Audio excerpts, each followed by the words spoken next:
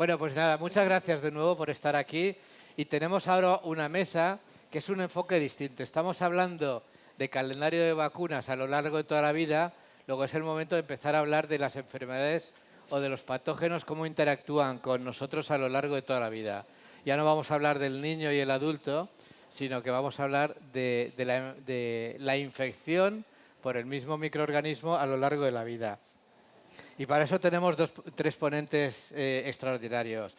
Para hablar de la enfermedad neumocócica a lo largo de la vida, viene de Madrid la doctora Sara de Miguel, que yo la conocí el año pasado, el año pasado. Sí, justo un año, sí. Y me impresionó su capacidad, ¿no? Ella trabaja en el Servicio de Medicina Preventiva del 12 de octubre. Sí, eso es. Y además colabora muchísimo con el Centro Nacional de Microbiología en la parte de neumococo, con lo cual es una súper experta de neumococo.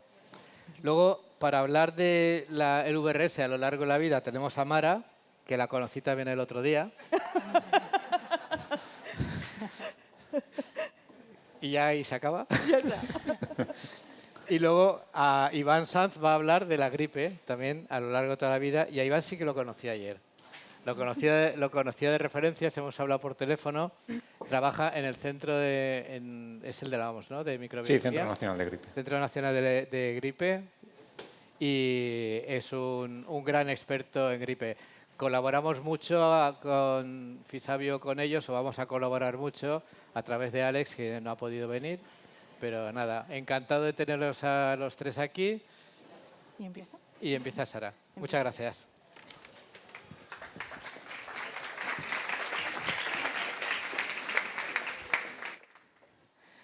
Bueno, muy buenos días y bueno, en primer lugar, pues muchísimas gracias por darme la posibilidad de asistir a estas jornadas. Y bueno, como bien ha comentado Javier, soy Sara de Miguel, soy preventivista y trabajo en el Hospital Universitario 12 de octubre en el Servicio de Medicina Preventiva.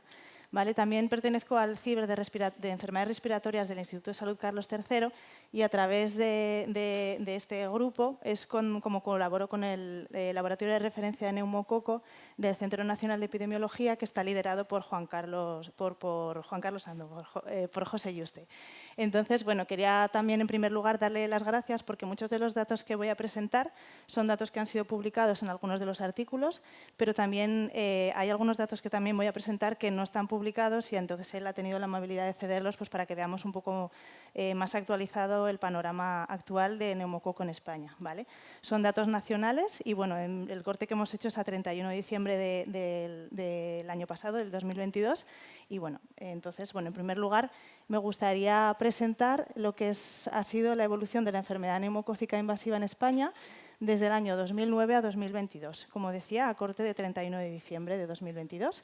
Y bueno, y podemos ver un poco, esto sería un gráfico que representa la evolución de la enfermedad neumocócica invasiva en toda España, en todas las edades, ¿vale? Sería tanto en niños como en adultos. Y bueno, y podemos ver cómo desde 2009 la enfermedad neumocócica invasiva sufrió un pequeño descenso hasta 2017. En 2017 hubo un pico que se mantuvo durante 3 años con una incidencia un poquito más elevada y luego podemos ver pues, cómo ha influido la pandemia en la evolución de esta enfermedad. ¿Vale? Vemos cómo, bueno, me he permitido la libertad de marcar solo 2 años como pandemia porque bueno, empezó en 2020, pero el final es un poco más... Y bueno, pues simplemente ver cómo desde 2020 con la pandemia el descenso tan grande que hubo del número total de enfermedad neumocócica invasiva para todas las edades. Y bueno, esto fue debido pues, tanto a las medidas adoptadas no farmacológicas como el uso de mascarillas, el distanciamiento social, etcétera, que hizo que que al final la bacteria no se transmitiese igual que estaba haciéndose antes. Y bueno, por un descenso en el diagnóstico y de la notificación por la saturación de tanto de salud pública como en los hospitales. Luego vemos que en 2022 hay una pequeña recuperación, ya podemos avanzar que sigue aumentando, ¿vale? Y bueno, veremos qué pasa en 2023, pero vamos, que parece que está recuperando cifras prepandémicas. En primer lugar, me voy a centrar en los niños, voy a hacer en 2 bloques, primero niños y luego adultos. Y bueno, aquí quería presentar, bueno, estos resultados fueron publicados por el grupo de José Yuste. podemos ver cómo, bueno, en el gráfico de la izquierda vemos a los niños menores de 2 años y en el de la derecha de 2 a 5 años. Bueno, lo más importante es, bueno, desde la introducción de la vacuna 13 valente, tanto en el mercado privado como en el calendario, bueno, vemos como que desde la introducción ya venía bajando por la introducción de la 7 valente en el mercado, pero bueno, vemos como, bueno, no tenemos puntero, pero bueno, vemos como la línea roja, que son las serotipos, o sea, las ENIs provocadas por serotipos incluidos en la vacuna 13 valente, disminuyeron de una forma súper drástica en los dos grupos, hasta los 5 años, vamos. Y bueno, se ve como que se quedan en cifras muy pequeñitas. Luego vemos como el total también disminuyó mucho, o sea, que el total de ENI sí que disminuyó en mayor medida por las vacunas incluidas en la 13 valente y un pequeño aumento de las vacunas de las no incluidas en la vacuna. Esto se conoce como el fenómeno de reemplazo, ¿vale?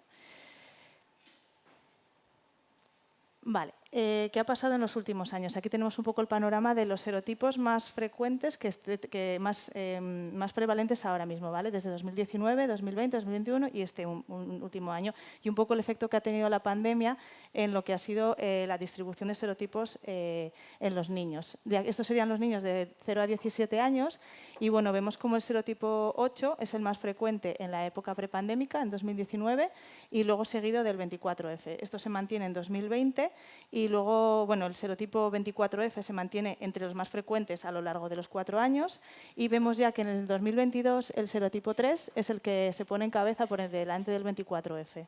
¿Vale? Veremos que esto también va a suceder en los más mayores. En cuanto si nos centramos un poquito más ya en niños menores de 2 años, vemos que el serotipo 24F se mantiene como el más frecuente a lo largo de los 4 años también. Y si nos fijamos aquí abajo, vemos como en el primer año de vida el serotipo 3 se sitúa como el más frecuente en menores de 1 año, ¿vale? Con 12 casos, que sería un 16,9% de todas las ENIs en estos niños de menores de 1 año de vida.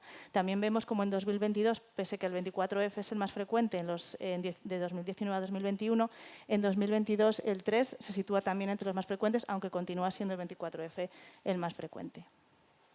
Si ya pasamos a adultos, vemos este mismo análisis por serotipos incluidos en vacunas y no, y podemos ver, bueno, a la izquierda los adultos de 18 a 64 años y luego a la derecha los más mayores, mayores de 65.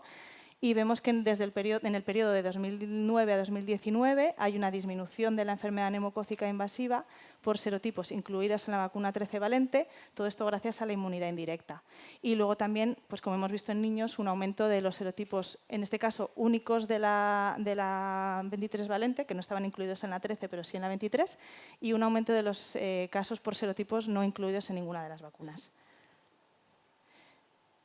Si ya nos fijamos en un poco qué ha pasado a nivel de los serotipos en los últimos años, antes de la pandemia, porque la pandemia ha trastocado un poco todas las cifras, podemos ver estos dos gráficos. En el gráfico de la izquierda vemos los serotipos más frecuentes en 2009, que sería la época antes de introducir la PCV13 en el calendario, y a la derecha en 2019, que sería justo el año antes de la pandemia, ¿vale? Un poco para ver el efecto que ha podido tener la PCV13 en los adultos. Entonces, vemos que hay un baile de serotipos, hay bastante diferencia, puesto que vemos que hay una disminución muy grande de los serotipos vacunales, que son las barras rojas, ¿vale? Vemos que a la izquierda, si nos fijamos luego a la derecha, la disminución es muy importante y nos llama la atención que el serotipo 3 mantiene su incidencia. Todos los demás disminuyen y el serotipo 3 sí que se mantiene como de los más frecuentes.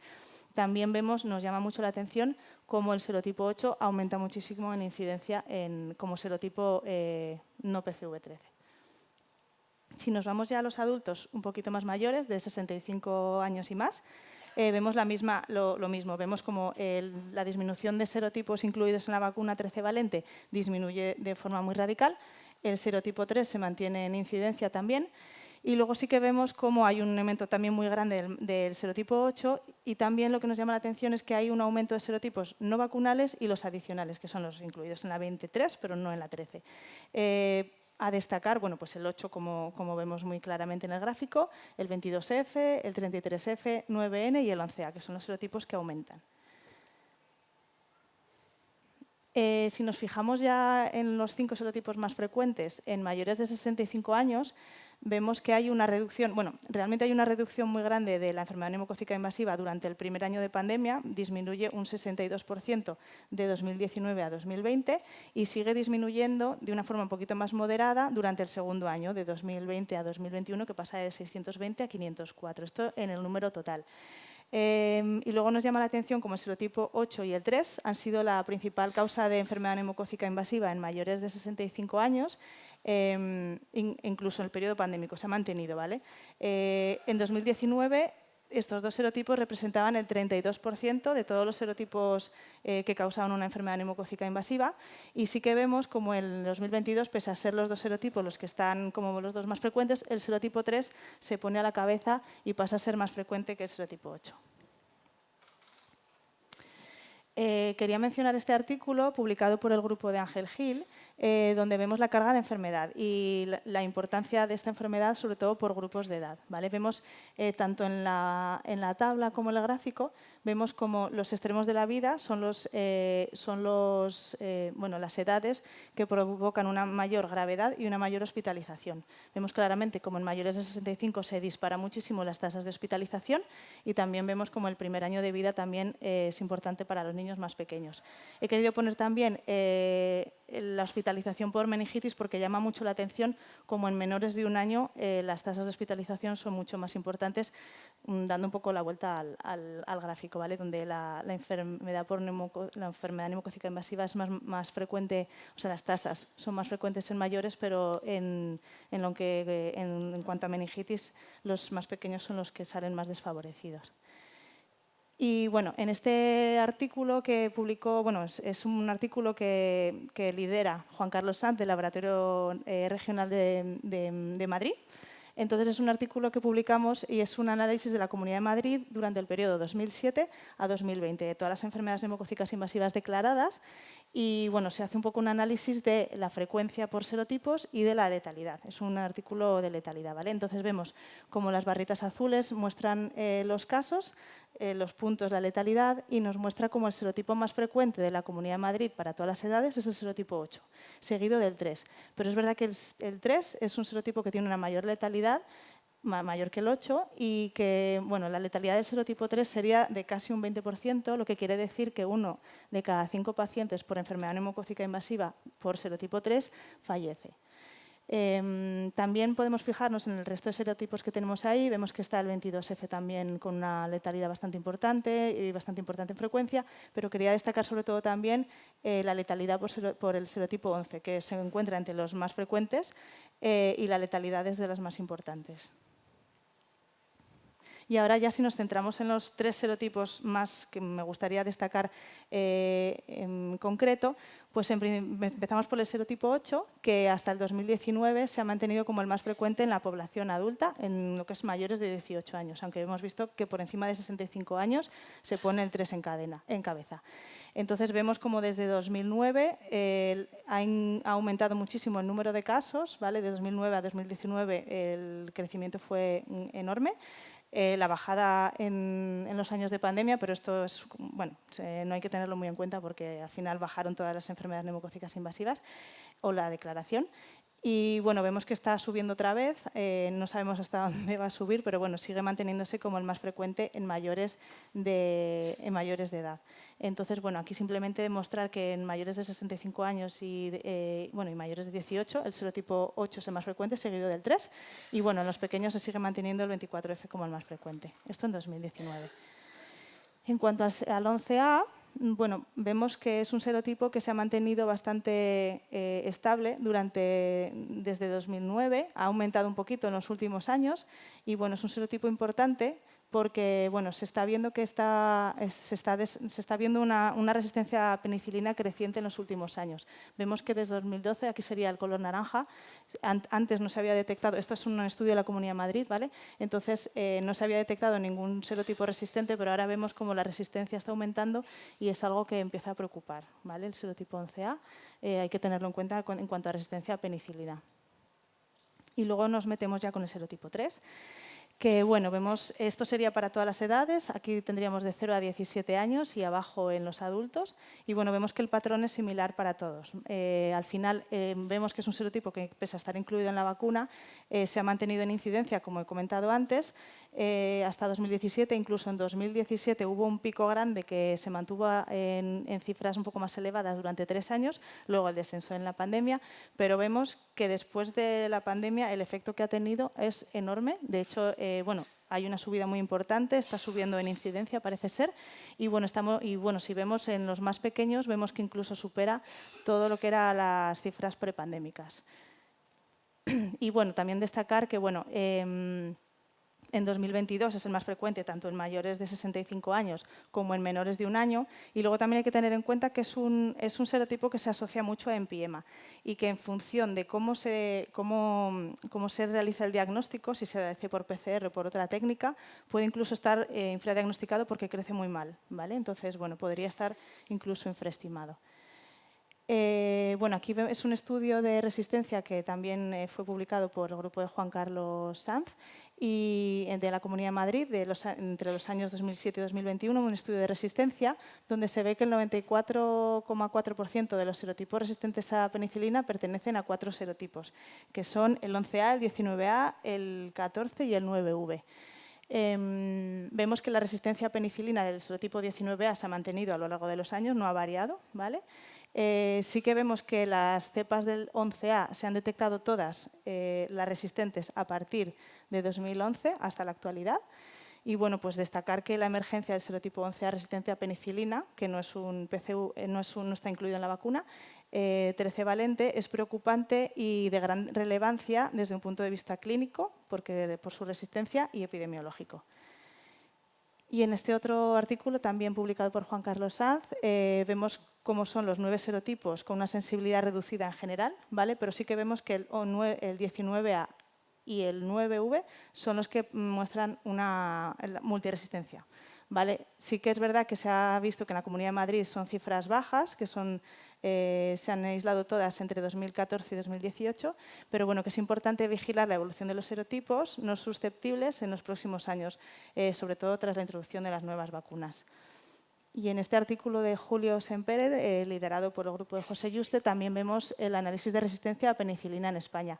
Vemos cómo lo más importante, diría que es que el incremento de serotipos no incluidos en la vacuna 13 valente, asociados con resistencia a antibióticos, es preocupante y sobre todo especialmente por el aumento de resistencia a penicilina asociada a los serotipos 11A y 24F. Son serotipos que hay que tener en cuenta.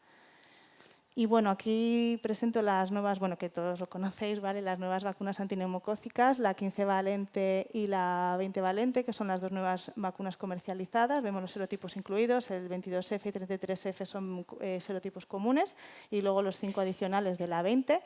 Y bueno, pues todos sabemos que está habiendo cambios en las recomendaciones en las diferentes comunidades autónomas. Algunas están ya adoptando en su calendario para mayores la 20 valente, pero podemos destacar también como en Aragón, por ejemplo, sí que se ha modificado el calendario y a partir de ahora, dado que la 15 valente es una vacuna que está comercializada para niños, la han metido en calendario vacunal para niños, ¿vale? Entonces, cada comunidad autónoma está haciendo un poco pues, las recomendaciones pertinentes, sobre todo para la circulación de cada serotipo. En este caso, aquí en esta diapositiva, tenemos la fracción de enfermedad neumocócica invasiva prevenible por las vacunas antineumocócicas en niños en la izquierda y en adultos.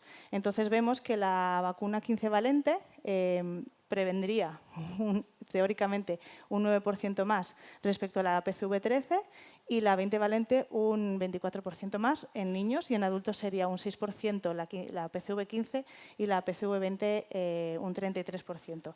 Hay que decir que, bueno, que estos son cifras teóricas según la circulación de serotipos, pero que no quiere decir que esto sea real. Esto solo se podrá ver pues, una vez que se hagan estudios de efectividad vacunal o que se haga una vigilancia epidemiológica más o menos para ver un poco qué está circulando después de la introducción de estas vacunas en los calendarios vacunales, ¿vale? Y bueno, y como conclusión es decir que, bueno, que la introducción de las vacunas antineumocócicas ha tenido un efecto sobre la incidencia de enfermedad neumocócica invasiva y sobre la circulación de serotipos, puesto que ha habido un descenso de los serotipos que estaban incluidos en las vacunas y luego ese pequeño fenómeno de reemplazo que han aumentado los serotipos no incluidos. Decir que el serotipo 8 se sitúa como el más frecuente en la Comunidad de Madrid y que su incidencia va en aumento. El serotipo 3, que es el segundo en frecuencia, presenta una letalidad cercana al 20% y no ha disminuido en incidencia pese a estar incluida en la PCV13. Luego, la letalidad del serotipo 11A es de las más elevadas y se asocia con una creciente resistencia a penicilina. Y bueno, destacar que es necesaria una vigilancia epidemiológica exhaustiva para determinar no solo los serotipos circulantes más frecuentes, sino los de más trascendencia por su letalidad o por su repercusión clínica. Y bueno, incidir un poco en la necesidad y en la importancia de vacunar. Bueno, a los niños se está haciendo bien, pero bueno, sobre todo a los más mayores y a los grupos de riesgo, ¿vale? Y bueno, quería dar las gracias pues, al Laboratorio Referencial, la Unidad de Neumococos que lidera José Yuste, al Laboratorio Regional de Salud Pública de Juan Carlos Sanz, que bueno, han cedido sus datos tanto publicados como no publicados y estamos constantemente haciendo los análisis. Quería dar las gracias también a mi departamento, al Departamento de Medicina Preventiva del Hospital Universitario 12 de Octubre y también al Servicio de Epidemiología con el que he trabajado durante 3 años y que también ha ayudado a publicar todos estos datos que al final hacen que podamos ver lo que está pasando en el panorama de la enfermedad neumocócica invasiva. Así que muchas gracias.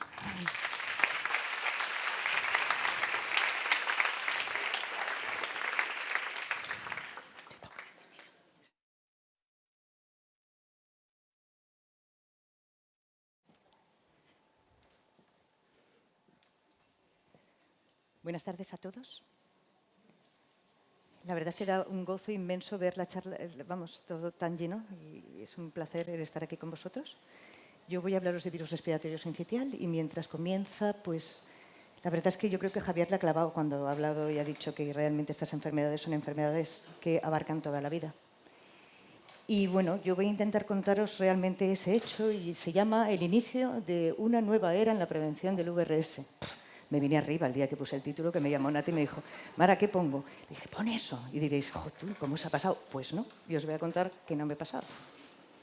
Estos son mis potenciales conflictos de interés y este es mi verdadero conflicto de interés. Los niños, soy pediatra porque lo decidí así y tengo la suerte de haber sido bendecida con una profesión que adoro.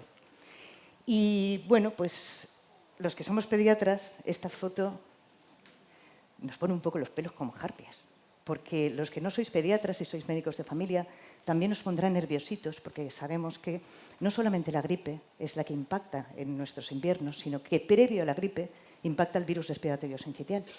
Y el virus respiratorio sincitial se puede comparar, como nos decía esta mañana Ángel Gil, con algo como es el sarampión, porque ahora no vemos sarampiones, porque se vacuna. Pero la gente que tiene más edad sabe que había una época en la que irremediablemente los niños pasaban sarampión y es cierto que en todas las casas había esa bombilla roja típica para evitar la fotofobia de los niños y no se podía hacer nada más que estar pendiente por si complicaba con una neumonía. Bueno, pues virus respiratorio sincitial y la bronquiolitis son la misma realidad que tenemos hoy por hoy los pediatras. Es decir, no tenemos nada disponible para el tratamiento de estos niños.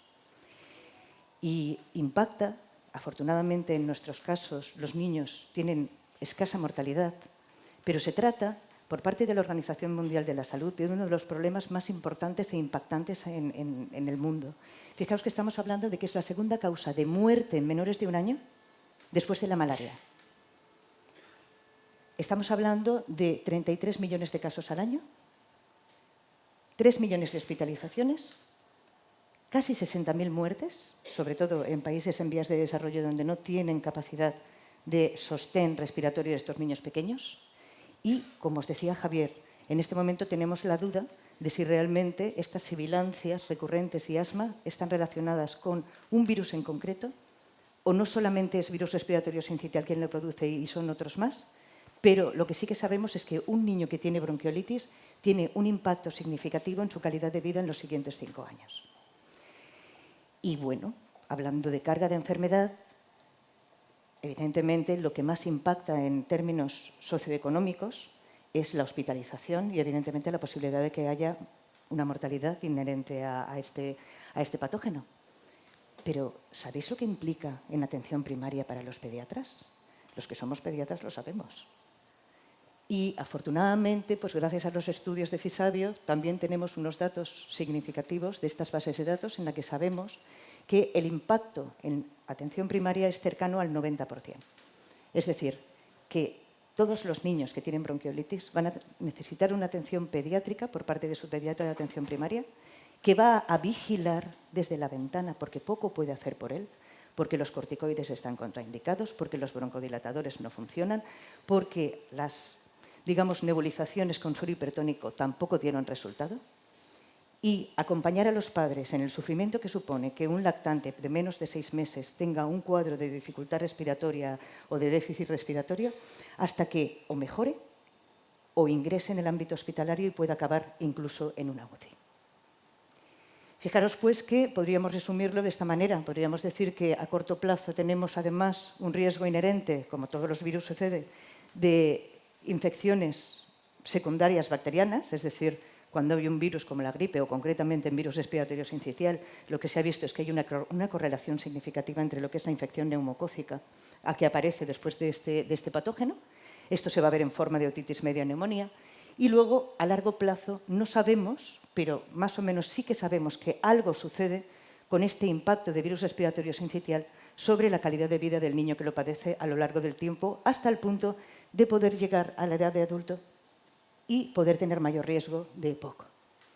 Y en este cuadro podéis ver lo que os he contado respecto a los casos en los niños, ¿vale? Siendo esa segunda causa de muerte en menores de 1 año. Y esta es la sorpresa de haber empezado a hacer estudios en los adultos y ver qué impacto tiene. Ostras, el virus respiratorio sincicial en el adulto. Pero si eso no era cosa de lactantes. Pues lo hemos pensado todos, no os vayáis a pensar, porque nosotros que hemos hecho ensayos clínicos con vacunas de virus respiratorio sincicial, que desafortunadamente durante estos 10 años pasados no han funcionado, yo me acuerdo que un día le decía a Javier, no, es que virus respiratorio sincicial, pero si eso es de los peques. Y me dice, no, porque resulta que no generamos inmunidad. Digo, ¿cómo que no generamos inmunidad? Pues no, porque es que resulta que el virus respiratorio sincicial, la inmunidad que generamos aproximadamente no llega a 1 año. Ostras, ¿y eso? Claro, pero si tú no buscas las cosas, evidentemente no las encuentras. Y cuando además no tienes herramientas, solamente te queda el hecho de buscar y encima frustrarte por decir, mira, tengo un bicho que no tengo ni puñetera idea de qué podemos hacer con él. Bueno, pues la gran sorpresa es que los adultos también están en esta fiesta. ¿Y cuánto? Pues están en ello.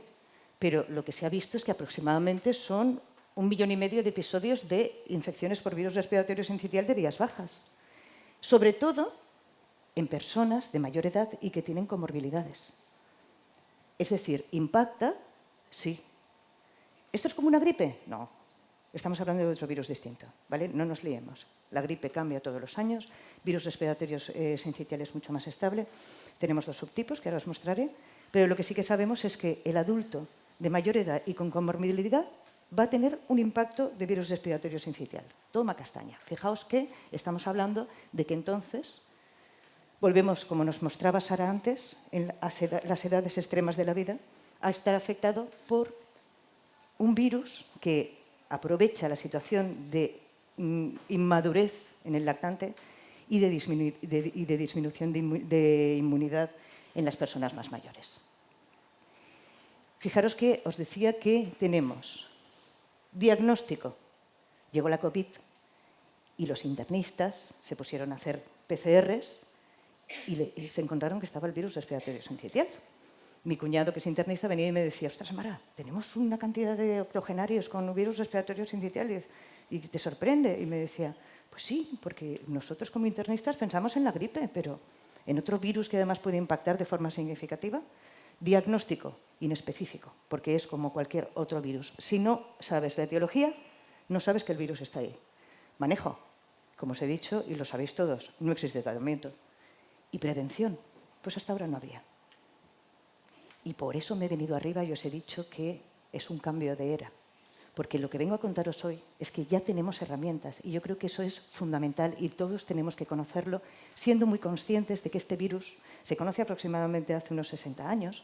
Se asoció, fijaros que era asociación de la coriza del chimpancé, la gente que es este virus, con la enfermedad respiratoria en los niños.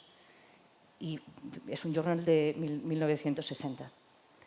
Y lo que encontraron realmente es que este patógeno es capaz de unirse a los neumocitos, a las células respiratorias, y es capaz de generar lo que llamamos un sincitio, es decir, un asco de pulmón. El reventón de pulmón, porque realmente lo que hace es cargarse todas las células. Y bueno, pues es este virus que ha costado muchos años de investigación, ha habido mucha gente investigando para realmente ser capaz de comprender cuál es el modo de que este virus es capaz de unirse a las células, entrar y replicarse. Fijaros que de lo que os muestro aquí, lo más importante son las proteínas que tienen la parte externa, que además van a ser fundamentales porque son las que nuestro organismo va a utilizar para generar realmente anticuerpos. Entonces tenemos la proteína F de fusión y la proteína G, que son las que realmente le permiten al virus unirse y entrar dentro, y la más importante es la difusión porque es la más estable. Y es en la que, evidentemente, todo el mundo se había, digamos, fijado. Esto sería el genoma, aquí tendríais F y G, ¿vale?, en rojito. Y luego esas proteínas no estructurales son muy importantes también, porque a lo largo del tiempo lo que han descubierto es que este virus no solamente es tan, no voy a decir la palabra, pero es capaz de unirse, pero además es que sus proteínas no estructurales son capaces de inhibir el interferón. Es decir, la respuesta innata fundamental en los 6 primeros meses de vida, que es la que nos ayuda realmente, se carga el interferón, con lo cual eso hace todavía que tenga mayor capacidad de replicación. ¿Y qué pasa? Que cuando entra dentro del epitelio, como os he dicho, va a los neumocitos y entonces genera la fusión de los neumocitos y se convierte en una infección superficial. Vamos, algo así similar a lo que hace el virus del papiloma, que no genera inmunidad. Porque claro, como es una replicación, es una manera, digamos, sencilla de compararlo, pero para que comprendáis que realmente eso que comentábamos es lo que es que no genera una respuesta en la que haya una memoria inmunológica. Pero bueno, cuando se conoció este virus, lo primero que dijeron fue, ostras, si acabamos de hacer una vacuna de la gripe allá por los años 70, pues oye, pues la gripe, hemos cogido el componente de la gripe, pues vamos a coger este virus y vamos a hacer lo que estaban haciendo, que es lo que hacían era utilizar formaldehídos para inactivar el virus y vamos a hacer una vacuna. Oye, pues muy bien, hicieron una vacuna, vacunaron a niños de 2 a 7 meses y no observaron reacciones de vacuna. Y bueno, pues vieron que se generaban anticuerpos, pero a la temporada siguiente, cuando estos niños que se habían vacunado se pusieron en contacto con el virus respiratorio sincitial, como la respuesta inmunitaria que se había generado por la vacuna no era la correcta, algunos de ellos tuvieron un cuadro de enfermedad hiperinflamatoria. ¿Os acordáis de la de COVID? Que decían, cuidado, porque puede haber una reacción con la vacuna, tal. Y algunos de ellos fallecieron. Imaginaos, pues, que ahí se acabó la fiesta del virus respiratorio sincitial. Y ese es el motivo por el que hasta ahora no ha habido absolutamente nada para virus respiratorio sincitial, porque había que ir con una sutileza tremenda a la hora de poder hacer una investigación en virus respiratorio sincitial, porque evidentemente había cosas que no se conocía al respecto. Bueno, pero os los voy a contar, que además creo que van a quedar rapiditas y chulas. Esto es un rollo. Lo único que quiero contaros con esto que es que tenemos linfocitos T helper 1 y T helper 2. Es falso, porque hay más T helper, hay 17, tal, no sé qué. Pero dentro de lo que son estas vías inmunitarias, la respuesta inmunológica que genera realmente una inmunidad de memoria inmunológica a través de la respuesta de estas interleuquinas es la TH1. Lo que pasa es que, concretamente, esta, digamos, partícula del virus estimula la TH2 a través de la interleuquina 4 y entonces genera una respuesta que sería, por llamarla de alguna manera, como si fuera urticarial, ¿vale? Para que tengáis en términos. Es decir, hay que conseguir realmente evitar que se produzca esa respuesta y conseguir que se produzca una respuesta de memoria inmunológica. ¿Por qué? Porque además, si no fuera suficiente, este bicho es tan sumamente listo que tiene lo que se denomina una evasión conformacional. Él, cuando llega a la célula, se une y una vez se ha unido, lo que hace es esta proteína F la cambia de estructura. Tendríamos, por tanto, una pre-F de unión y una post-F. ¿Qué sucede con eso? Que si nuestro organismo ha visto la pre-F, es decir, iba vestida de rojo, ha dicho, anticuerpos para el rojo. Pero resulta que cuando se une a la célula, se pone azul. Con lo cual, los anticuerpos no sirven absolutamente para nada. Fijaros, además, que no se conocía realmente la estructura de esta proteína. Y esa cosa que queda muy bonita cuando la decimos, que es lo de los epítopos. Bueno, no es nada complicado, ¿vale? Que simplemente es que en cada una de estas proteínas hay una serie de zonas específicas que son donde los anticuerpos, digamos, tienen la llave específica para hacer la unión. Fijaros, bueno, esto... luego os cuento lo otro, ¿vale? Me ciño aquí, no me acordaba que estaban ellos aquí. Estos dos maravillosos investigadores realmente han tenido mucho que ver en la vacuna del ARN. Pero, ¿sabéis por qué realmente la vacunación de ARN y la espícula de SARS y todo lo demás se avanzó tan rápido? Porque realmente ellos llevaban mucho tiempo estudiando lo que era el virus respiratorio sincitial y las espículas correspondientes. Es decir, que sin gente que realmente fuera capaz de ver estos epítopos, que como os he puesto ahí arriba, no son más que la cerradura y la llave, no hubiéramos encontrado ni solución para COVID ni solución para virus respiratorio sincitial. ¿Y qué importancia tiene eso? Pues tiene mucha, porque depende de cada uno de estos sitios, el bicho es muy listo y entonces lo que hace es ir cambiando, digamos, la configuración de estas zonas, y hay algunas que son más estables que otras. Lo importante de este hecho es que encontrar cuál de estas zonas es más estable permite hacer un bloqueo justamente en el virus para que sea incapaz de entrar dentro de la célula.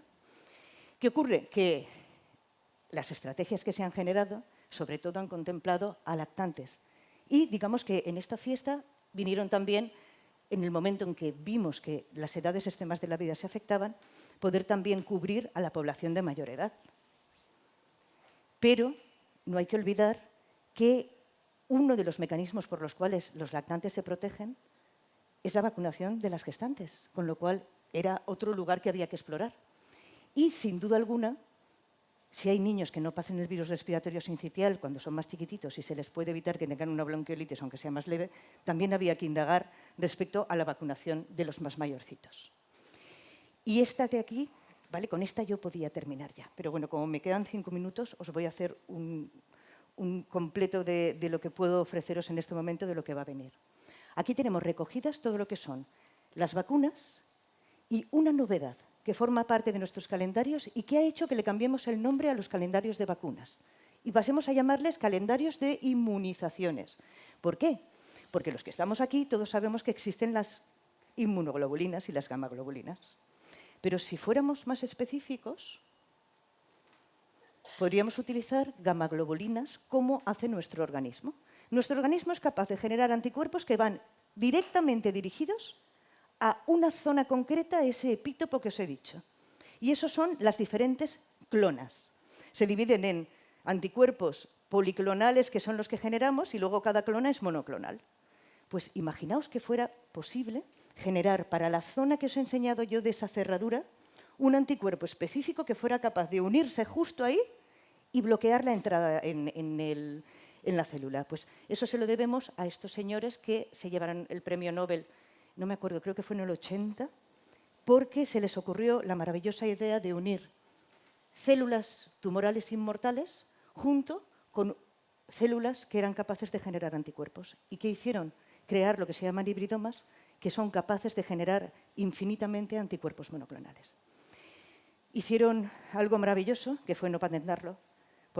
Sus familias podían haber sido ricas eternamente, pero bueno, realmente lo dejaron para que la humanidad lo trabajara y gracias a eso ha habido anticuerpos de muchos tipos y en la actualidad tenemos anticuerpos monoclonales que son específicamente humanos y que no generan ningún tipo de respuesta, digamos, adversa que se pueda tener en consideración y sirven para la prevención. En este momento, ya los que estamos aquí sabíamos que los prematuros se les administraba un anticuerpo monoclonal para evitar el virus respiratorio sincitial grave. Lo que no sabíamos es que se estaba desarrollando específicamente un anticuerpo que lo que hacía era, si el palivizumab se une a esta zona, el nuevo anticuerpo se une al sitio 0, que es una zona mucho más específica, es un epítopo que digamos que tiene mayor capacidad de protección, y lo que han conseguido es un anticuerpo que es capaz de proteger 50 veces más que protegía el palivizumab a los lactantes pequeñitos, y además con una duración en el tiempo mínima de 6 meses. ¿Qué pasa con ello? Que cubrimos toda la temporada de virus respiratorio sincitial. En el análisis combinado se ha observado en todos los estudios, y estamos hablando de más de 12.000 niños, cifras de eficacia vacunal muy elevadas con cifras de seguridad muy altas. Fijaros cómo incluso en estudios extendidos, porque por ejemplo ahora les coincidió todo con la época de COVID, la circulación, por ejemplo, en Sudáfrica, donde se hacía el ensayo, fue mucho más tardía y fue prácticamente al año, cómo se observaba también que tenía un impacto significativo mucho más allá de los 6 meses que parecía. Y en todos los estudios de seguridad que se han hecho, este de aquí, como el recientemente comunicado en el ESPID, que es un fase 3, sobre 8.000 niños, lo que se encuentra son cifras de seguridad altísima. Es decir, que en 12.000 niños no ha habido ninguna respuesta adversa significativa. Si ya se administraba el palivizumab a los prematuros y no hubo problema, imaginaos la posibilidad de que si vacunábamos a esos prematuros, los pediatras se nos cae la baba solo de pensar en vacunar a todos nuestros niños, porque eso implicaría disminuir una presión tanto asistencial como social como emocional para todos nosotros. No solamente está el niservimab, que es el que está autorizado y que además está a punto ya de que para la próxima temporada ya lo vamos a tener en España, sino que hay otros también en desarrollo. ¿Y qué deciros de las vacunas? Pues deciros que la vacunación maternal era sin duda una manera de generar una estrategia muy posible de que hubiera una respuesta significativa con la vacunación de la madre, con la ventaja además de que la vacunación materna no genera una respuesta específicamente para un lugar único, sino que genera una respuesta policlonal, es decir, que genera también respuesta para el resto de lugares de esta proteína F. ¿Qué vamos a hacer con la vacuna que os voy a presentar? Pues no lo sabemos todavía, porque esta vacuna que os voy a contar maternal funciona.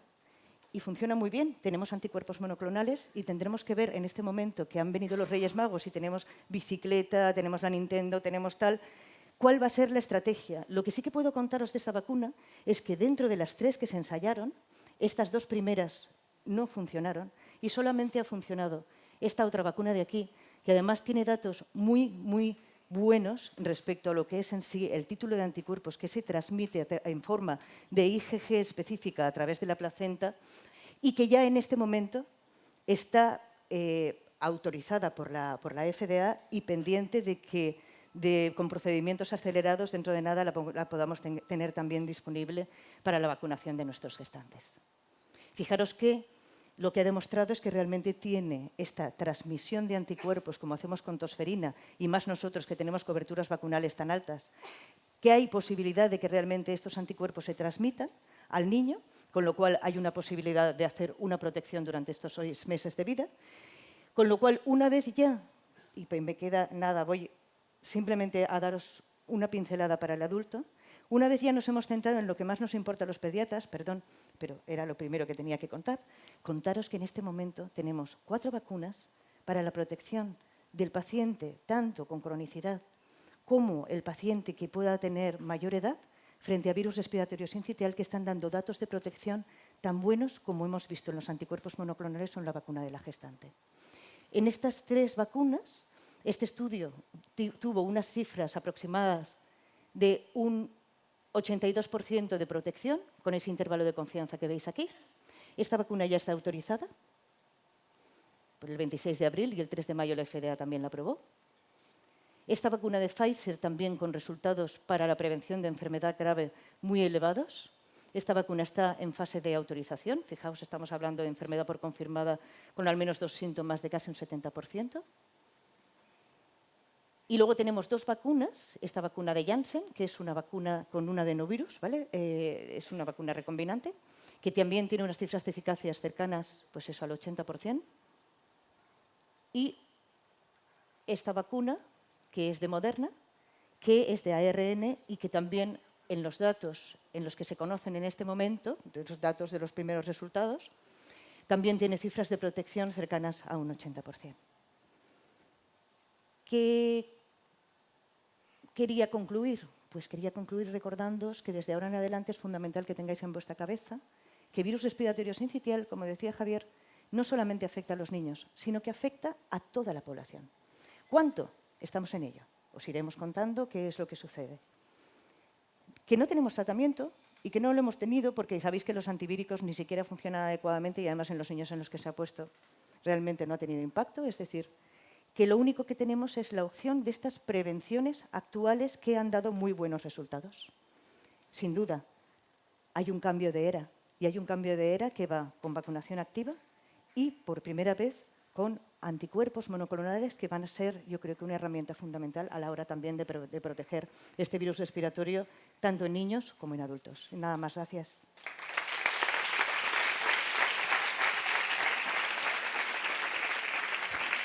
Perdona que te quite un minuto. Va a ser muy difícil superar esto, ¿no? Pero intentaremos al menos igualar o no dar tanto el rollo con la gripe, porque la gripe también es absolutamente para toda la vida. Y como decía María con el VRS, pues bueno, tenemos lo primero que agradecer a la organización por habernos traído aquí. Pero a mí siempre me gusta empezar con la gripe. También aprovecho este cachito en el que todavía no se pone la ponencia en preguntaros a la audiencia una cosa, es ¿cuántas gripes pensáis que nos cogemos al cabo de la vida? Ya que vamos a hablar de la gripe durante toda la vida, ¿cuántas gripes más o menos pensáis que os cogéis? Bueno, pues hay un artículo que dice que aproximadamente nos cogemos de 3 a 5 gripes durante toda la vida. Y seguro que os habéis expuesto a la típica frase en la que alguien os dice ¿para qué me voy a vacunar si nunca me he cogido una gripe? Pues precisamente por eso, porque solo hace falta que te cojas una para que te lleve al hoyo. Con eso es suficiente, con lo cual hay que vacunarse, ¿vale? Aquí vamos a hablar de la gripe, que es para toda la vida, y el impacto de la enfermedad, sinceramente, en los dos grupos principales de población donde la gripe hace su mayor efecto catastrófico, que es en niños y después en los adultos de mayor edad, ¿vale? En los adultos, por supuesto, todos nos hemos cogido una gripe, hemos estado 7 días en cama con fiebre y nos hemos acordado de este virus para toda la vida, pero sobre todo en los niños y en los adultos de mayor edad es en los que tenemos más problemas. Este es mi conflicto de intereses, simplemente es para mostraros un poco nuestro grupo. Somos un grupo modesto, pero que crece cada vez más. Somos uno de los 3 centros nacionales que hay en España de gripe. Y bueno, nuestras aportaciones son un poco más modestas que a lo mejor los de Madrid, pero bueno, vamos haciendo pinitos y aumentando nuestro grupo poco a poco. Siempre me gusta empezar con esta diapositiva en la que se ve un poco el impacto de la gripe, y está bastante más estudiado que en el caso del VRS, pero tampoco se tiene conocimiento, sobre todo en los países de bajos ingresos. A mí siempre me gusta hacer un poco comparación con cantidades de población. Por ejemplo, la gripe se sabe que infecta cada año aproximadamente 1.000 millones de personas. Esto se dice pronto, pero es la población de China aproximadamente, siendo infectada todos los años por la gripe. De 3 a 5 millones de hospitalizaciones cada año, es aproximadamente la población que tiene la Comunidad de Madrid, y 650.000 muertes cada año, que ya serán más, pero 650.000 muertes es aproximadamente la población que tiene Sevilla o Zaragoza. Imaginaos todos los años muriendo una población entera de una ciudad española, y nosotros tan pichis, ¿vale? Esto ocurre absolutamente todos los años en una enfermedad que es inmunoprevenible. Y además probablemente esas cifras estén sesgadas por lo que pongo abajo. Estos valores seguro que están infraestimados porque, como antes ha comentado el doctor Ángel Gil de Miguel o también Javier, la gripe y los virus respiratorios en general afectan a muchas afecciones, tanto cardíacas, EPOC, asma, etcétera, que probablemente nos produzcan muertes en patologías, en gente que ya tiene patologías previas y que, por supuesto, no se contabilizan como gripe. La gripe, como he dicho, es una enfermedad que afecta sobre todo a los niños, pero que nos mata a los más mayores. Pero cuidado con esta formación porque los niños también se afectan de la mortalidad intrahospitalaria. Si veis aquí, sobre todo la mayor carga de enfermedad, sin duda, lo vemos ahí a la izquierda, está en rojo y en azul, son los niños más pequeños, es el grupo etario que más sufre la gripe, sobre todo a nivel ambulatorio. La mayor carga de hospitalización, sin duda, está en los dos extremos de la vida. En mayores de 65 años, eso lo conocemos todo el mundo, pero también los más pequeñines, los de 0 a 4 años, es donde más daño hace la gripe en los niños.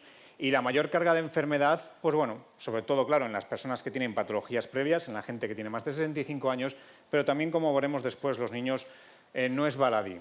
El impacto de la gripe en el niño está bastante estudiado desde hace tiempo, quizá hay más datos incluso que con el VRS, pero lo que tenemos que conocer, en primer lugar, es que la mayor parte de los niños que hospitalizan por gripe no tiene ningún factor de riesgo. He estado viendo antes un cartel que hay en que dice que 3 de cada 4 niños que sufren VRS y que hospitalizan no tienen factores de riesgo, y en la gripe ocurre exactamente lo mismo, con lo cual vamos dando un poco pinceladas hacia que la decisión de ¿tenemos que vacunar o inmunizar pasivamente a todos los niños o solo a los que ya de base están malitos? Pues bueno, creo que la contestación se va haciendo poco a poco, pero sí que hay algunos factores de riesgo para la hospitalización, como pueden ser la inmunodepresión, la epilepsia, las enfermedades cardíacas o las pulmonares. En este estudio, por ejemplo, hecho en Noruega justo antes de la pandemia, se ve que en niños menores de 17 años, o sea, en todos los niños, la mayor carga de enfermedad sin duda es en los más pequeños, como os decía antes, de 4 años para abajo, es donde se sitúa el mayor número de casos de gripe y aquellos que necesitan hospitalización.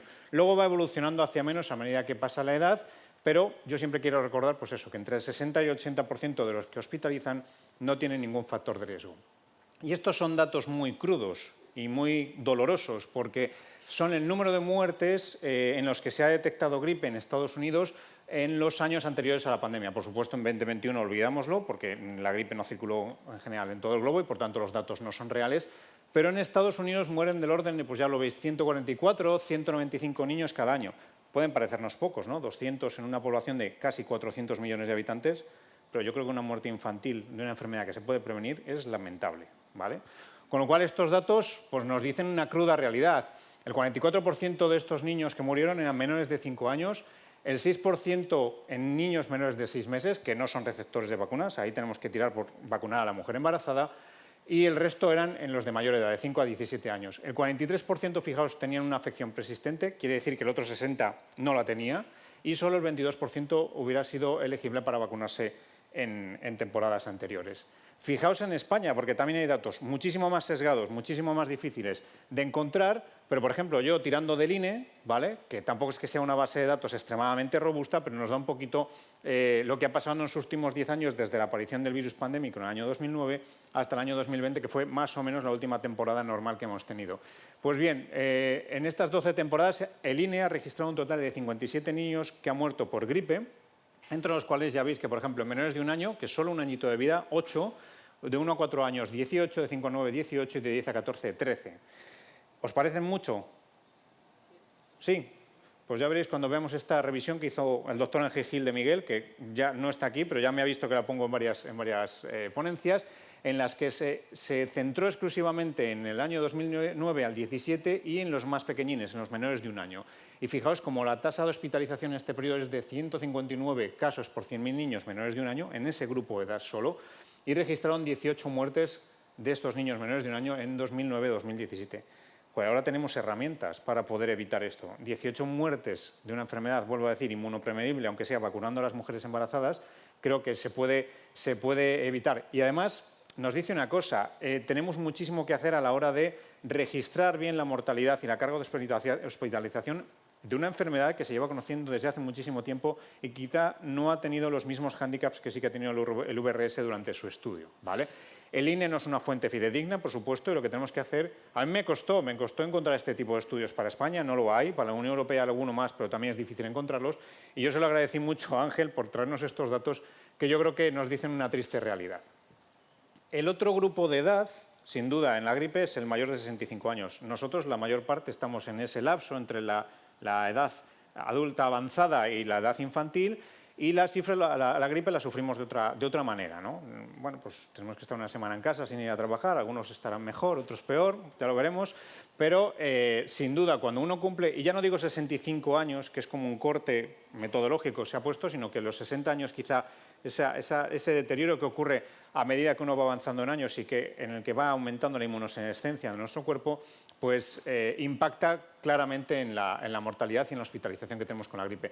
Estos datos ya lo han traído otros ponentes durante la mañana y se ve un poco el impacto en las 3 temporadas últimas que hemos tenido antes de la pandemia en cuanto, por ejemplo, a casos leves, hospitalizados y mortalidad, con distintas cifras a medida que íbamos progresando en diferentes años. ¿A qué se deben estos cambios? Sobre todo, no me voy a meter mucho en los números, sobre todo se debe a la circulación de subtipos diferentes que, por ejemplo, en el caso del VRS no sucede tan abrupto porque tenemos A y B, pero en el caso de gripe tenemos H1, que fundamentalmente se centra mucho en los más pequeños, H3, que se centra mucho en los más mayores, y B, que está en un limbo un poquito que depende del linaje que afecte, tendremos una cosa u otra. Pero en general lo que solemos tener con gripe es una, digamos, concomitancia entre H1, H3 y de repente de cada 2 o 3 temporadas nos viene una gripe B. Probablemente, como todos sabréis, el linaje B Yamagata se haya extinguido durante la pandemia, tenemos una buena noticia. Pero la OMS ha dicho que hasta el 2025 no podemos dar esto por concluido. Si hasta 2025 no tenemos datos de que hemos aislado, secuenciado y crecido un virus Yamagata, podemos decir que está extinguido. Y, por tanto, desde nuestra perspectiva como virólogos, lo que siempre nos preguntan es, ¿metemos H5 en ese huequito que quedan las vacunas de gripe? No. No, habrá que crear vacunas específicas si algún día, por desgracia, algún virus pandémico nuevo aparece, que aparecerá, por supuesto, pero tenemos un hueco perfecto para meter otro H3 porque tiene una extrema variabilidad que necesita ser contrarrestada con más cepas en las vacunas. El problema de la gripe en el adulto de edad avanzada es que no solo es me pongo enfermo, toso y ya está. El problema es que desencadena unas complicaciones en otros órganos y sistemas que necesitamos mencionar y que otros ponentes esta mañana también han comentado. Por ejemplo, muy claro el impacto a nivel cardiovascular. Puede multiplicar por 10 el riesgo de ataque cardíaco. Antes, tú, Javier, has comentado que precisamente en los 7 primeros días de la enfermedad el riesgo, creo recordar que era 6 veces mayor, ¿no? De hecho, de que apareciera en la primera semana un infarto de miocardio de tipo 1 en concreto. Pero también aumenta, por supuesto, el riesgo de neumonía, el riesgo de que haya eventos glucémicos anormales en personas que sean diabéticas, pérdida de independencia, que hablaremos después, y también efectos sobre la salud cardiovascular a nivel cerebral, ¿vale? Con lo cual, el impacto de la gripe no es solo a nivel de que me pueda generar una neumonía, sino que además, incluso aunque no esté incluido aquí, puede generar la aparición de neumonías secundarias bacterianas que incluso pueden ser bastante más devastadoras, como así sucedió, de hecho, en la pandemia de 1918. Pero la gripe no solo afecta a las enfermedades que uno tenga, sino también que afecta muchísimo a calidad de vida. Y la calidad de vida, también ha estado hablando Javier antes un poco de cómo los días de vida perdidos no me acuerdo exactamente cómo eran los DALIs los que estabas midiendo, sí. Era la enfermedad a nivel europeo que más afectaba a los DALIs, pero cuando se realizan ensayos en los que se evalúa con el sistema de Q5D, se puede ver cómo afecta a distintas características que tenemos en nuestra independencia diaria. Y si os fijáis, por ejemplo, el impacto de la gripe sucede a nivel de 3 factores concretos. Uno, mayor dolor. La gente durante el episodio agudo de la gripe sufre mayor dolor. En general le duele todo mucho más, eso es lógico. Tiene menor capacidad para realizar actividades diarias y además menos movilidad. Esto es en general, pero se exacerba muchísimo en las personas de edad avanzada por razones lógicas. ¿Y esto a qué lleva? Pues lleva a un fenómeno que seguro que todos habéis escuchado, que es la discapacidad catastrófica, que no deja de ser yo estoy bien y dejo de estarlo y empiezo a ser dependiente. Y la definición no es más que una definición, esto lo que he puesto aquí arriba es una definición que he encontrado a nivel legal, ¿vale? Y básicamente lo que dice es una incapacidad de realizar sin asistencia al menos 2 actividades de la vida diaria o tener un deterioro cognitivo que requiera supervisión para proteger a usted u a otros de amenazas de la salud y la seguridad. O sea, al fin y al cabo es que yo pase, como la señora de la izquierda, que hace una vida completamente normal, que de repente hospitaliza por una gripe y se encuentra que después de esa hospitalización ya no puede realizar ni siquiera a lo mejor pues, ducharse por sí misma, ir a la compra o realizar pues cualquier actividad diaria como puede ser quedar con su familia o con sus amigos, ¿vale? Esto tiene cifras y son bastante impactantes también porque el 15% de los mayores de 65 años hospitalizados por gripe confirmada en el laboratorio van a sufrir discapacidad catastrófica. Ojo, el 15%, ¿eh? Esto es aproximadamente una persona y media por cada 10 que se infecte de gripe. Y si hacemos un poco, esto es un cálculo rápido que he hecho yo, en la temporada 2019-2020, que fue la última normal que hemos tenido, tuvimos 27.700 hospitalizaciones por gripe, de las cuales 13.000 aproximadamente fueron en los más mayores, y esto equivale a que 2.000 personas cada año en una temporada de gripe normal puedan desarrollar una discapacidad catastrófica y, por tanto, ya queden de por vida, y esto es de por vida, aunque tengan 65 años como si tienen 90, con una dependencia en la que impacte no solo a ellos, porque ya no van a ser tan felices como lo era antes, no van a ser tan independientes como lo eran antes, sino que va a impactar directamente en la calidad de vida de sus cuidadores, ¿vale? Sobre todo si no pueden dedicarles el tiempo que necesitan para ello, ¿vale? Por lo tanto, ya vemos un poquito el impacto que tiene la gripe en los más pequeños, en los más mayores, no vamos a hablar de la edad intermedia, entonces tenemos que vamos a ver un poquito cómo proteger a esas personas. Y para ello, pues bueno, ¿qué voy a traer primero? Pues el calendario vacunal para toda la vida, que ayer se habló muy en profundidad, me da la impresión de que ya se ha quedado obsoleto desde ayer, después de ver la auténtica maravilla que habéis hecho con el desarrollo, sobre todo poniendo las partes de RSV, COVID, etcétera. Pero sobre todo la vacuna antigripal con este calendario vacunal para toda la vida se centra en mujeres gestantes para proteger a la mujer embarazada y al bebé menor de 6 meses, niños entre 6 meses y 4 años que tengan o no comorbilidades y los adultos mayores de 65 años. ¿Qué vacunas tenemos disponibles para el adulto y para el niño? Sobre todo ya para el año que viene, pensando en que ya estamos en julio casi y me he comido un cuarto de mes, pero ya estamos casi en julio y enseguida llega octubre y nos hemos comido las vacaciones de verano y hay que empezar a pensar en vacunar, ¿vale? Lo que ya no tengamos hecho ahora, ya poco vamos a hacer. Estas son las vacunas que tenemos para la temporada siguiente, no hay muchas novedades, pero en general ya todas son tetravalentes, seguimos protegiendo frente a Yamagata, aunque virtualmente no exista. Pero sobre todo tenemos vacunas en cultivo celular para mayores de 2 años, varias vacunas en huevo tetravalentes para mayores de 6 meses y dentro de las que, por ejemplo, se administran a mayores de 65 años porque son de inmunogenicidad reforzada o aumentada, tenemos, por un lado, vacunas inactivadas en huevo que son de alta dosis y otras que tienen adyuvante para reforzar esa inmunidad. Y en el caso, por ejemplo, de los más pequeñines, tenemos también una vacuna que es tetravalente que el año pasado, creo recordar, si no me equivoco, que estaba en calendario pero financiada por uno mismo, tenías que comprarla en farmacia y ahora ya está financiada por la Seguridad Social, con lo cual ya se puede administrar, es una vacuna tetravalente que es intranasal, que es atenuada y que probablemente revolucione mucho en el campo de la administración de los niños. Lamentablemente esta vacuna no se puede poner de momento en menores de 2 años porque no hay datos clínicos que avalen, pero en Inglaterra, que tiene mucha escuela con esta vacuna, sí que han empezado algunos ensayos en niños de entre 1 y 2 años con bastantes buenos resultados, pero veremos a futuro. ¿Qué necesidades, por lo tanto, tenemos de vacunación en cada grupo? Pues en los niños que tienen entre 6 meses y 4 años, simplemente vacunarlos. O sea, ahora ya hay datos que permitan avalar esto y, por lo tanto, simplemente hay que vacunarlos, es lo que necesitan. Los adultos de edad avanzada sí que necesitan un poquito más de atención. ¿Y qué necesitan? Pues inmunogenicidad reforzada, como he mencionado antes, vacunas de alta dosis y vacunas adyuvadas. Cualquiera de las dos son buenas. Lo que necesitan es reforzar esa inmunosenescencia que estas personas tienen. Aquí me he dado cuenta esta mañana que se me ha olvidado meter aquí la mujer embarazada, sería la otra parte, ¿vale? Ahí pues sí que necesitamos sobre todo vacunar en cualquier trimestre del embarazo. ¿Para qué? Para proteger, como he dicho, a ella y al bebé menor de 6 meses. ¿Cuáles son las indicaciones de la vacunación entonces, ahora que ya hemos avanzado un poquito en este tema? Pues la CAPAEB en este año pasado lo tenía muy claro. Quiere vacunar a todos los niños entre 6 meses y 59 meses, en niños pertenecientes a grupos de riesgo entre los 6 meses de edad y la adolescencia, en personas a partir de los 6 meses que conviven con pacientes de riesgo. O sea, podemos decir después de la pandemia que las vacunas de gripe, probablemente las vacunas de VRC y las vacunas de COVID no son esterilizantes, eso lo sabemos todos, no se puede lograr la inmunidad de grupo al 100%, lo tenemos que aceptar, ya lo hemos visto, pero hombre, algo sí que corta la transmisión. ¿Por qué? Pues porque, hombre, si me rebaja los síntomas, evidentemente de alguna forma me rebaja la carga viral y eso ya está publicado. También los profesionales sanitarios y las embarazadas, como he dicho, tanto para la propia protección del futuro hijo como para ella.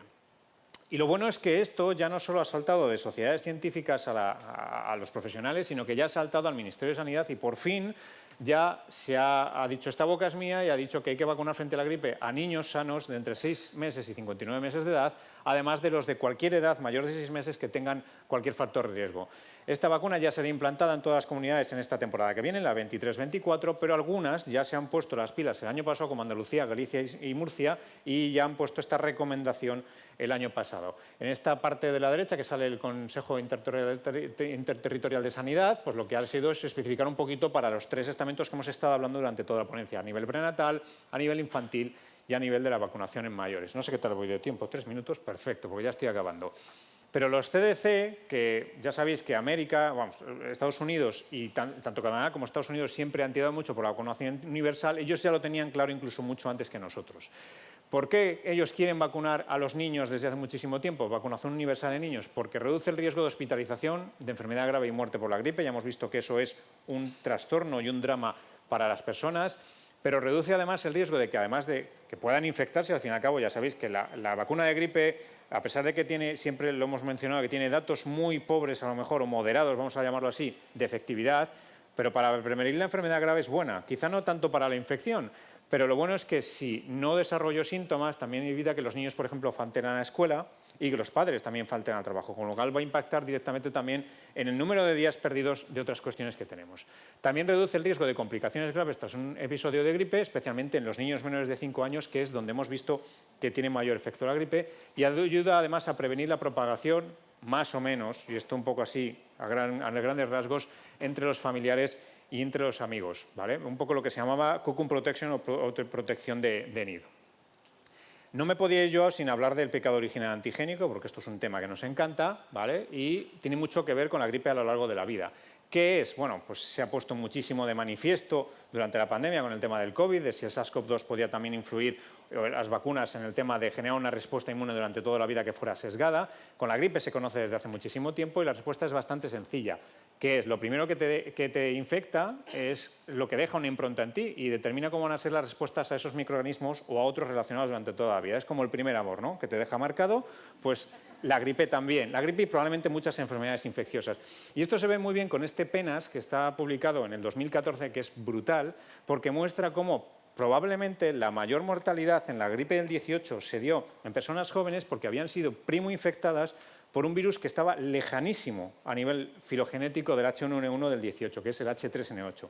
El H3 está localizado en otro grupo filogenético diferente, por lo tanto, esa gente que se primo infectó por H3, después no respondió bien frente al H1. Sin embargo, la gente mucho más mayor, que sí se había infectado con un H1N1 súper antiguo o H1N8, que ya comparte algunos genes, respondió muchísimo mejor a la gripe del 18. ¿Y por qué digo esto? Pues porque fijaos cómo los niños se infectan a lo largo de la vida, en sus primeros 10 años, cómo se exponen naturalmente a la gripe. Entre los 0 y 2 años, el 50% de los años, fijaos en ese lapso del primer bloque que hay, el 50% de los niños ya han tenido su primera experiencia con la gripe, ya sea con H3 o con H1, con la A me refiero. O sea, son muy precoces a la hora de infectarse por virus de gripe A. Y a los 9-10 años prácticamente el 100% ya ha sido infectado por gripe A, ¿vale? Con lo cual, lo primero que nos va a improntar en la vida va a ser o H1 o H3, dependiendo cómo nos encontremos, pero muy, muy temprano. En el caso de gripe B, ya tenemos que ir hasta los 9-10 años para ver que el 50% de los niños se han infectado, con lo cual esto va a ocurrir de una forma más larga. ¿Por qué comento esto? Bueno, pues porque tenemos que pensar a futuro cómo vacunar a los niños para cuando conozcamos más sobre el pecado original antigénico y cómo funciona, ir un poquito adelantándonos para saber cuál es la mejor o mejores vacunas que les van a hacer efecto para toda la vida. Las vacunas tetravalentes, si les estimulamos a los niños con los 4 virus a la vez, puede que les estemos generando un pecado original antigénico frente a los 4. Pero a mí se me antoja difícil de pensar, ¿vale? Porque siempre hemos visto que algunos antígenos, en los ensayos de hemaglutinación que hacemos, dan muchísima más reactogenicidad que otros. Me refiero a la producción de anticuerpos y, por tanto, eso probablemente tenga que ver. Pero como en la actualidad no se conoce un poco a nivel en detalle cómo estimula exactamente la respuesta B y la respuesta T, pues no sabemos mucho. Por ejemplo, las vacunas vivas podrían, al simular la infección, ser útiles en este sentido, pero el problema que tenemos es que las vacunas vivas atenuadas, como os he dicho, no se ponen en menos de 2 años. Y si hasta los 2 años el 100% de los niños, el 50% de los niños prácticamente se me ha infectado de gripe A, ahí tenemos un problema, ¿vale? Con lo cual, bueno, esto es un tema que a mí siempre me gusta traerlo porque está ahí, se trata poco, porque esto es un tema que se descubrió en los años 60 y que después cayó en saco roto hasta ahora que se vuelve a tratar, pero habrá que tratarlo en algún momento y no sabemos muy bien cómo. Horizontes de la vacunación antigripal en la próxima década. Bueno, el horizonte inmediato todos conocemos las vacunas de alta dosis, las vacunas recombinantes, adyuvadas, la dosis estándar, pero el futuro a corto y medio plazo pues van a ser, por supuesto, vacunas combinadas de gripe y COVID y VRS, que se me olvidó ponerlo ahí, vacunas de RNA mensajero, de vectores virales, vacunas con otros antígenos súper importantes, meter neuraminidasa en las vacunas de gripe. Y el horizonte a largo plazo, pues aquí hago la oda a Adolfo García Sastre, vacuna universal, ¿no? Algún día lo veremos. Ojalá, yo lo veo difícil, pero ojalá, ¿vale? ¿Cuáles son los mensajes para llevar a casa? Pues sobre todo, que la gripe es una enfermedad de niños que se nos lleva, no me gusta poner nunca que mata a los más mayores, pero esa es la realidad.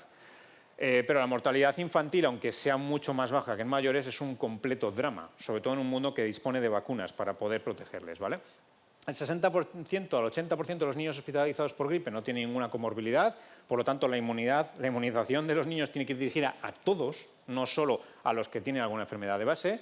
El impacto de la gripe en adultos de edad avanzada no se resume en hospitalizado o morir, sino que también tiene un gran impacto en los quehaceres diarios, en lo dependiente que soy yo después de sufrir la hospitalización y sobre todo en la discapacidad catastrófica que recuerdo, por ese cálculo fácil que hice, nos quedan aproximadamente 2.000 personas cada año. El Ministerio de Sanidad por fin incluye en esta temporada, en la 2023-24, la recomendación de vacunar a los niños entre 6 meses y 59, y el horizonte de las vacunas, por supuesto, es brillante, tanto en niños como para adultos. Se ha abierto durante la pandemia la Belle Époque de las vacunas y yo creo que vamos a vivir una completa revolución. Muchísimas gracias. Siempre me gusta, no están todos, pero yo creo que la mayoría sí que. Muchas gracias.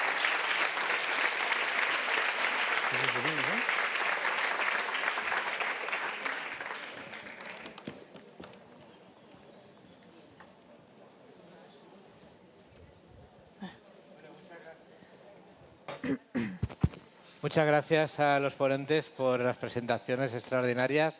Es el momento de las preguntas. Mientras os animáis, me ha llamado la atención lo de la discapacidad catastrófica. Y esto, aparte del impacto que tiene, ¿no? Las estimaciones que se han hecho sobre la longevidad y el impacto económico que va a tener en los países desarrollados, la discapacidad va a ser, si no se mejora, uno de los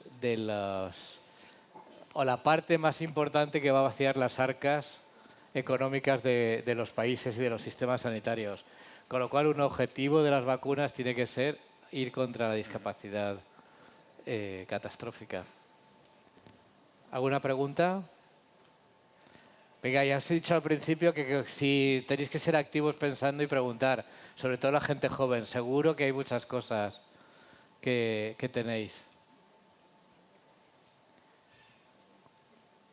Quería preguntar a la ponente de la... A Sara.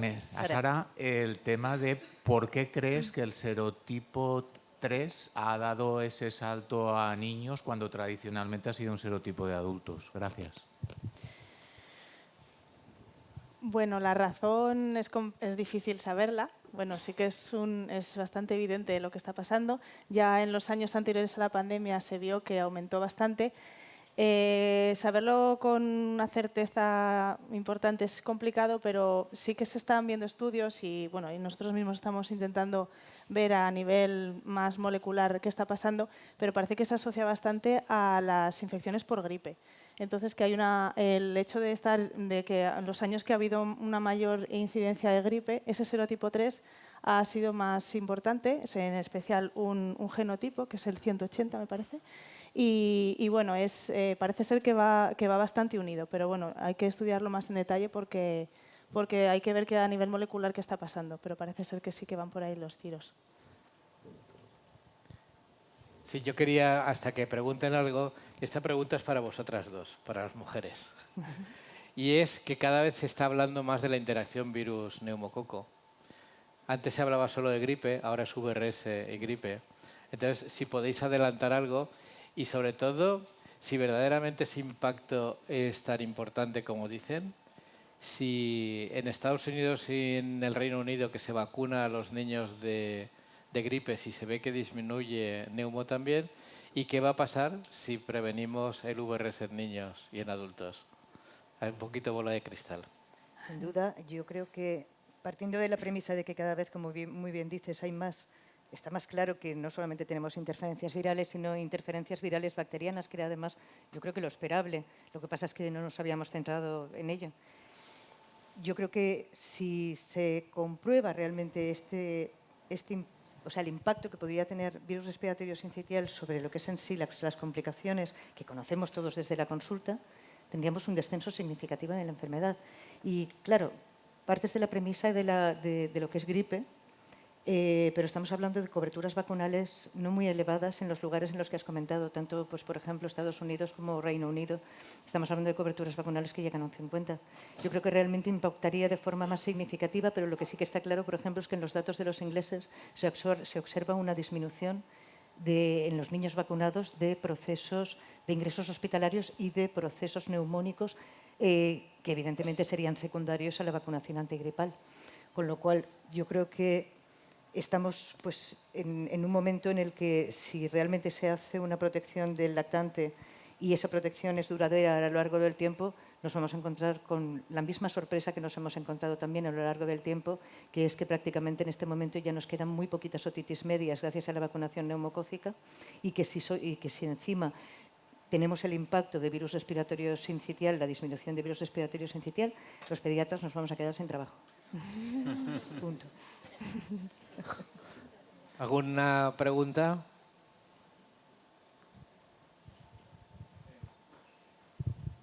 Gracias. Bueno, felicitar por la ponencia. Y respecto al coste-efectividad, hemos visto que había unas 18 defunciones desde 2009 al 2017. ¿Hacer la vacunación a todos los niños es costo efectivo? ¿Una vida es coste efectiva? Claro Quiero A ver, decir, los estudios de coste-efectividad de la vacuna de la gripe no solo tienen en cuenta la mortalidad, está en el Claro. número de ingresos. Es decir, la gripe, el impacto que tiene en el niño es grandísimo. O sea, es que se ha medido poco. Pero los estudios de coste-efectividad yo creo que están sí, clarísimos. quizá esa era la respuesta fácil, ¿no? Pero yo creo que tenemos que ir más allá de lo que queda, porque quizá en el VRS queda mucho más claro lo que impacta el virus en el niño, luego a nivel de sibilancias, de asma, etcétera, pero quizá en el niño con la gripe no está tan estudiado lo que puede dejar a largo plazo, y ya si hablamos de long flu, long RSV, pues no hay mucho publicado como tal, pero puede ser un campo interesante de estudio, sin duda. Sin duda. Y luego, Iván, has hablado del pecado original y la importancia que tiene. ¿Qué ocurre con el pecado original y la vacuna? ¿Puede tener la vacuna algún impacto negativo o positivo hacia el pecado original? Se ha hablado incluso de que la vacunación repetida con el mismo antígeno o con un antígeno muy similar, o sea, al fin y al cabo, con H3 y con H1, sobre todo lo que hacemos todos los años es variar las cepas que incluimos en las vacunas, porque son los que más varían. Y, por ejemplo, B. Yamagata lleva anclado desde el 2013 con la misma cepa, B. Phuket, y ahí se quedó, ¿vale? Pero en H1 sí que se ha visto, y en H3 que hay estudios que comentan o sugieren la idea de que la vacunación repetida con cepas similares puede hacer un efecto de nombre impronunciable aquí, pero que lo que hace es que pueda reducir la efectividad vacunal. Eso en ningún momento es cierto, porque sí que se ha descubierto que cuando vacunas, aunque sea con cepas muy similares, lo que haces es, sí, elevas muchísimo menos la cantidad de anticuerpos con respecto a alguien que no está vacunado con esa cepa, pero lo elevas. Nosotros, me acuerdo, José María Iros, Raúl y yo hicimos una frase hace mucho tiempo, dijimos, vacuna que algo queda, porque siempre veíamos que aunque vacunes con una cepa similar, siempre elevas la cantidad de anticuerpos. Con lo cual, la efectividad nunca se va a ver sesgada por lo que te haya imprintado antes, no sé cómo se diría, pero sí que hay que ahondar muchísimo más en ese tema porque, claro, nosotros sí que vemos un claro nexo de unión, y eso ya también está publicado, y de hecho Adolfo García Seste también ha trabajado sobre ello, en cómo la gente que ha sido primoinfectada, por ejemplo, por H1, se comporta mucho mejor, mucho peor contra H3, muy clásico en las personas mayores de 65 años porque se han sido primoinfectadas por el virus de la gripe española, por el H2N2, etc. Entonces, quizá el desarrollo vacunal también tenga que ir un poquito a futuro, muy largo futuro, porque hay que estudiar mucho antes, de cómo favorecer una respuesta potente frente a antígenos, frente a los que tú no estás bien protegido en grupos de edad en función de cómo ha sido el imprinting. Pero claro, ¿qué hacemos con esa gente que estaba justo, que ha nacido, por ejemplo, en el 55, ha podido estar enfrentado al H2, pero luego vino el H3 en el 68, que a lo mejor no sabemos qué le ha primoinfectado, ¿no? Es un tema muy controvertido y complicado. ¿Y esto a nivel de inmunidad celular sería capaz de estudiarse? Sí, lo que pasa es que el problema de la inmunidad celular en general con las vacunas antes del COVID es que yo creo que está completamente olvidada. En la gripe hay pocos estudios, se centran muchísimos todos, el 90 y pico % de los estudios, y lo vemos cuando la EMA tiene que aprobar las vacunas, que se centra en criterios de inmunogenicidad, anticuerpos. No estudiamos nada. Y sí que es verdad que las vacunas existentes hasta la fecha, o al menos hasta la pandemia, sobre todo se dedicaban a estimular anticuerpos, respuesta de linfocitos B. Entonces, es otro caballo de batalla que ahora tenemos que ver, porque no sabemos muy bien. El RSV yo creo que se conoce más sobre todo sobre la implicación de los linfos CD8 en la patogenicidad, pero en la gripe está mucho menos estudiado. Entonces, ahí sí que prácticamente te puedo decir que se sabe poco. No sabemos cómo impactan las vacunas en ese sentido. A ver, ¿alguna otra pregunta? Que no quiero ser yo solo. Espera, aquí delante. Espera el micro. Bueno, has comentado que sí que va a haber una vacunación hasta los 59 meses, ¿no? Y que va a ser para todos los niños, estén incluso sanos, ¿vale? Pero ¿qué ocurre entre esos 59 meses y los 14, 15 años? Que cada vez que viene el otoño y más y el invierno se quedan 7 en clase solamente porque están todos malos. Ahí en ese grupo de edad, ¿qué va a pasar? En ese grupo de edad sí que está contemplado que se vacunen los que tienen alguna patología de riesgo, pero con eso no es suficiente, eso es cierto. Entonces, de momento queda un vacío que habrá que tratar en el futuro. A lo mejor hay que ampliar hasta los 17 años o ya tirar hacia vacunación universal, si es que nos queda muy poco. ¿Qué nos queda? Realmente nos queda el grupo de edad adulta y ya estaría. Pero supongo que también ahí Europa tendrá que decir algo. ¿Sabes qué pasa? Que, vamos a ver, en las experiencias previas que hay, realmente quien más replica y más contagia es el rango de edad. Claro. Es el menor, es desde los 6 meses hasta, el preescolar escolar. Entonces, por eso realmente la indicación que hay de protección, digamos, de forma sistemática en esas edades es la que ha puesto el Ministerio como prioridad.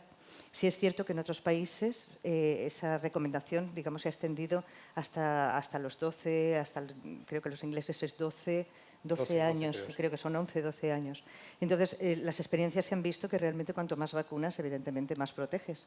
No obstante, yo creo que lo más importante que tenemos este año es centrarnos en que vamos a tener vacunación antigripal.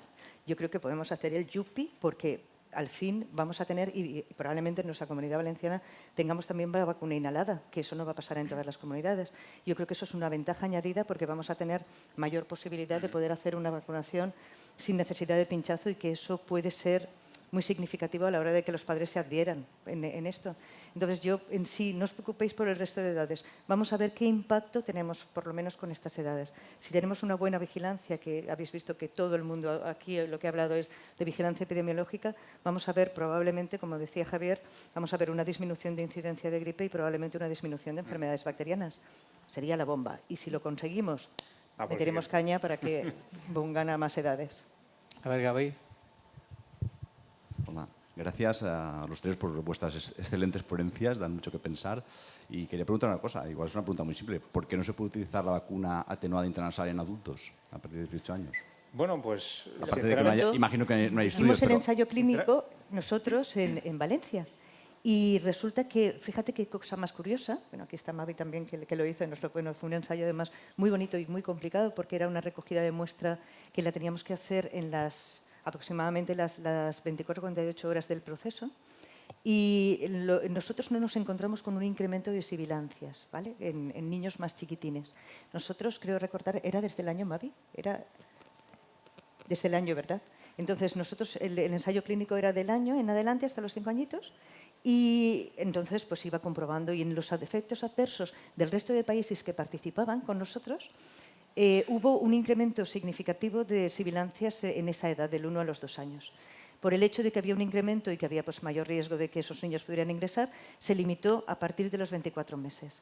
Me consta que en este momento están, en la medida de lo posible, intentando hacer una valoración de esos datos, haciendo subestudios en los que vean si realmente pueden bajar hasta los 18 meses. Pero por los datos que hay del ensayo clínico, probablemente nunca se baje de esa edad. Con lo cual, en este momento, desafortunadamente, pues, como decía Iván, estaría muy bien que fuera una inhalada desde el principio, pero por el momento, perdonad, no lo tenemos disponible. Ese es el motivo. Es una cuestión de seguridad. Entonces... ¿Y en adultos?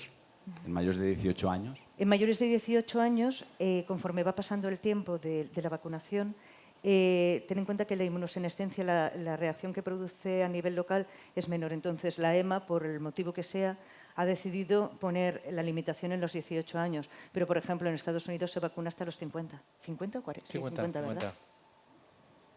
Es decir, que podemos saltarnos la ciencia técnica. Bueno, yo ya no. Bueno, ¿alguna otra pregunta? Sí, allí. Por ahí hay una.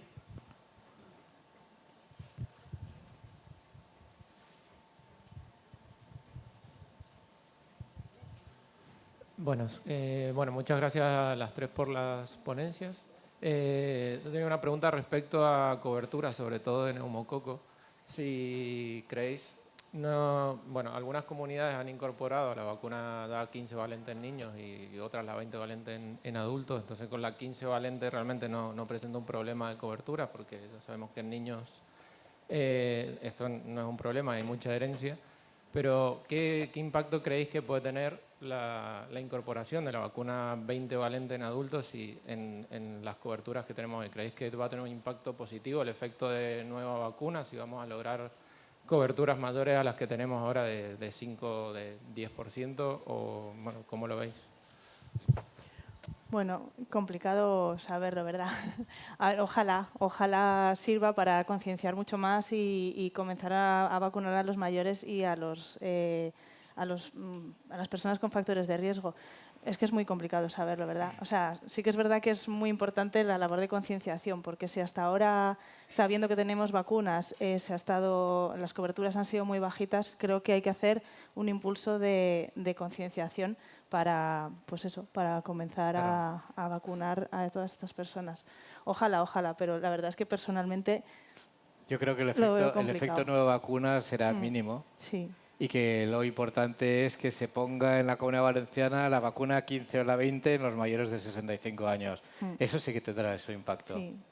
Que esté recomendado por las autoridades y financiado. Sí.